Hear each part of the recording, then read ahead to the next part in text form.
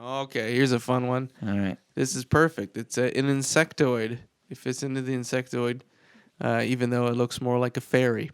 Actually, it kind of looks like a moth. I wonder if this is the Mothman. If not, it's his gay brother. The Mothman's gay brother. He's about 3 feet tall. He looks like your classic gray with like the big eyes and a big head and a little mouth. And he's wearing a dome. He's got a shiny tiara on top of the dome.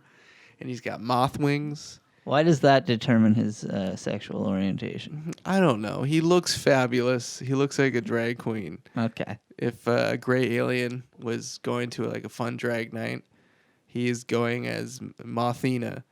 And he's wearing like a cute little suit with buttons. Like, here, look. Here's the picture. Okay, yeah, no, I see it. Yeah. I see it. And anyways, this happened in 1979. God, the 70s, man. What a time to see aliens. Lots of aliens run around in the 70s. And this is West Midlands, England. Early on a bitterly cold morning in a small town just west of Birmingham, the witness stood at her garden door waving goodbye to her husband as he left for work. On her way back inside, she noticed a large orange sphere hovering close to the roof of the garage. Heat emanated from the object. It's like, that's a hot object. Suddenly, her dog became stiff and flopped over sideways. Just got zapped. They're just terrified. I don't know. Is that a bad sign if your dog just falls over? Yes. Have you seen your dog just do that? Yes.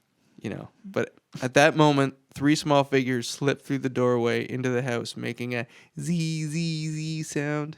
Yeah, so they sound like a bug. Hingley headed toward the living room when she heard the Christmas tree rattling, only to find 2 of the beings shaking it.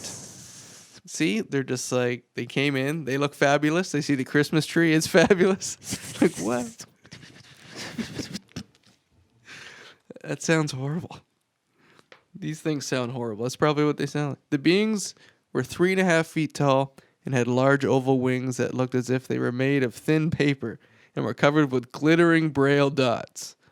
Sparkling eyes like black diamonds were set wide on their white faces, which otherwise bore but the slightest hint of a nose. So they look like your classic gray. That's what they're. So their heads were covered with a helmet that looked like a goldfish bowl, with a small set of lights, which that's what the tiara is on top. Okay. Sparkly lights. So Hingley felt paralyzed at times during the hour-long encounter. What were they doing for an hour? They're just hanging out and shaking the Christmas tree? When she was able to speak to them, they replied in unison in a gruff, masculine voice. That's surprising. They're little fairy things, and they have gruff, masculine voices. The beings pressed the buttons on their tunics before they spoke. When she asked where they were from, they flew around the room and landed on the sofa, where they began jumping up and down like children. Like, it sounds like they are just children. Yeah. Haha, this is fun. I am jumping on the couch. It sounds like this person just did acid at a little kid's birthday party. But they have big, scary man voices. When she told them to stop, the lights at the top of their helmets focused a very thin laser beam on her forehead that burned and occasionally blinded her. They disabled Hingley with the beam several times over the house of the encounter, seemingly whenever they were unable to perform tasks like drinking the water or eating the mince pies she offered them. Eat your mince pies. I don't like it. I don't like the mince pie. So at one point, the beings floated around the room, picking up and putting down cassette tapes and other things. Oh, what is this? What is this over here? It's a bunch of toddlers. I know, with just gruff. That's what all kids sound like. Or it's a bunch of elves. That's what kids sound like in Birmingham. Just a bunch of, all right, mommy. Mommy. I don't like your meatloaf. I don't like your mincemeat pies much. All right, so finally the beings sailed out the back door, which had remained open the whole time, and into their spaceship, which measured 8 feet long and 4 feet high. How many?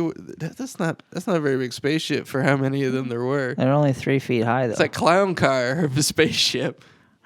I don't like our mincemeat pies. Let's hit the spaceship then. All right, get the thing powered up. We're taking off. We're taking off. We're gone. We had enough mincemeat pie. We had fun jumping on the couch and shaking the tree. We're off. We're off. Back to Australia.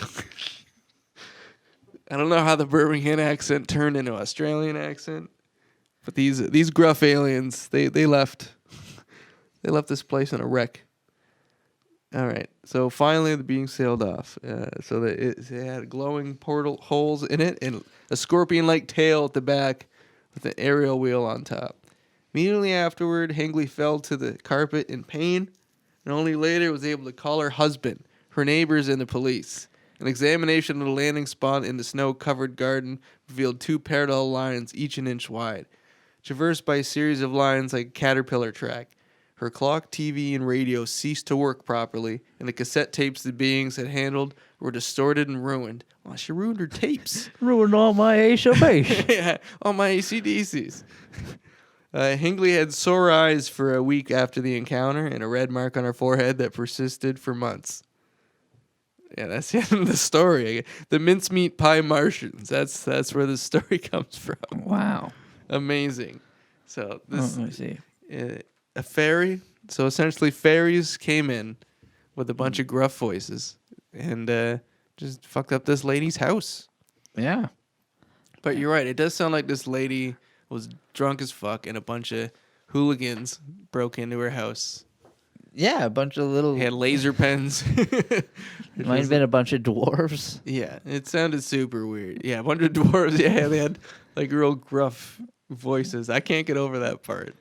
Just like they look like fairies. But I like, don't wow, want any of your mincemeat I don't want pie. no mincemeat pie. I want to jump on your couch. Fuck your couch. Fuck this couch. Turns into Rick James. Get back into our Volkswagen.